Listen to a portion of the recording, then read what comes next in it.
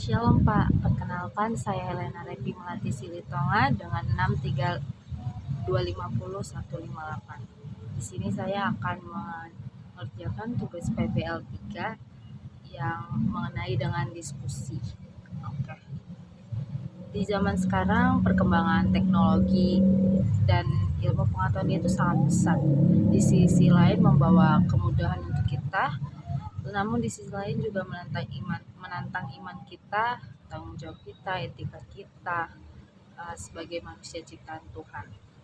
Nah, melalui diskusi ini kita akan diajak untuk merefleksikan pengalaman hidup kita, mengakui kelemahan kita, menyampaikan pendapat kita juga, serta mencari solusi kita berdasarkan iman kita kepada Allah.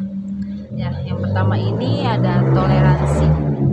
Nah, dalam kehidupan sehari-hari, toleransi ini kita pasti sering bertemu dengan orang yang berbeda suku, agama, pendapat, latar belakang, pasti berbeda.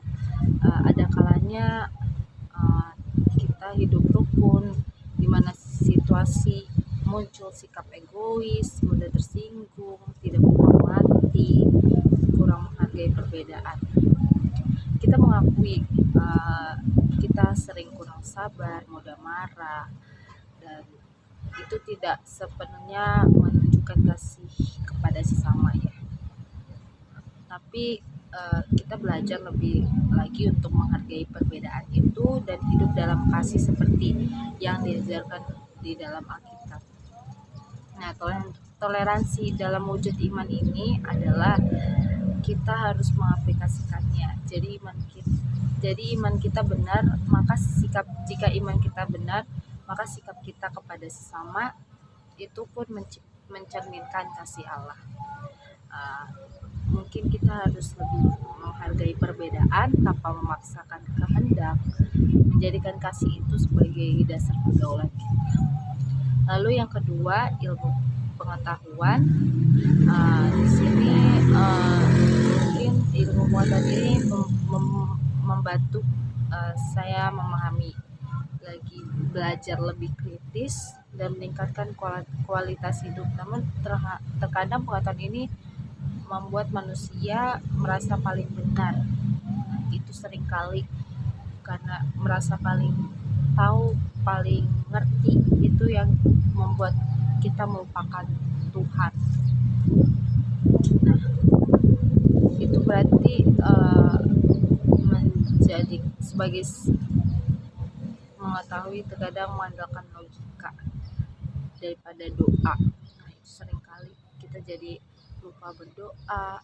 Nah, kita berjanji untuk menyempatkannya lagi. Karena kita mendapatkan ilmu pengetahuan ini juga sebagai sarana untuk memuliakan Allah, bukan menggantikan perannya. Lalu pendapatnya, seharusnya ilmu pengetahuan ini membawa kita sebagai semakin kagum kepada kebesaran Tuhan, karena hikmatnya itu berasal dari Dia, hikmat yang kita dapat. Lalu yang ketiga, teknologi. Nah, teknologi ini kan memudahkan komunikasi dan pembelajaran, apalagi di era digital ini. Nah, namun juga kita sering tentunya saya juga sering lalai, kayak kurang peka, terlalu lihat HP mulu, padahal itu tidak bermanfaat, kurang bermanfaat, tidak memanfaatkannya semaksimal mungkin. Nah, teknologi ini seringkali selalu menyita banyak sekali waktu kita dalam satu hari. Nah, refleksinya mungkin menjadi lebih menguranginya lagi, tidak menyalahgunakannya dan memanfaatkannya lebih lagi, mengatur waktunya boleh bisa lebih lagi, dan menggunakan media sosial ini untuk menjadi hal yang membangun bagi kita, menyalurkan aura pesan-pesan positif kepada teman-teman kita, dan menyaring informasi lebih bijak lagi. Lalu yang keempat, menjaga alam. Nah, yang keempat ini kita seringkali melihat sampah-sampah tidak tidak dibuang di tempatnya. Seringkali kita malah membuangnya ke sembarangan.